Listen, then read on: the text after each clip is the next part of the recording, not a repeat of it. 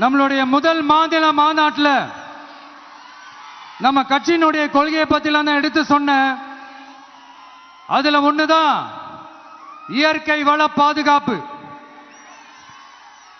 சூழலியல் மற்றும் காலநிலை நெருக்கடியை எதிர்கொள்ளக்கூடிய இயற்கைக்கு ஊறு விளைவிக்காத பகுதிசார் மாநில வளர்ச்சி பரவலாக்கம். இதான் நாம் அறிவிச்ச அந்த கொள்கை.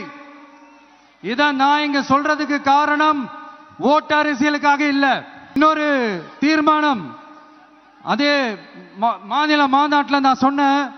அது விவசாய நிலங்கள் பாதுகாப்பு கொள்கை தீர்மானம். அதுல காஞ்சிபுரம் மாவட்டம் பரந்தூரில் 1000க்கும் மேற்பட்ட ஏக்கர் பரப்பளவில் 13 நீர்நிலைகளை அழிச்சு சென்னை நிரந்தரமாக வெள்ளக்காடாக்கும் திட்டத்தை ஒன்றிய மாநில அரசுகள் கைவிட வேண்டும் வலியுறுத்தின. அது மட்டும் இல்லாம இந்த மண்ணுக்காகவும் மக்களுக்காகவும் நம்ம விவசாயிகள் பாதிக்கிற இந்த திட்டத்துக்கு எதிராக சட்ட போராட்டம் நடத்தவும் தயங்க மாட்டோம்னு சொல்லியிருந்தோம்.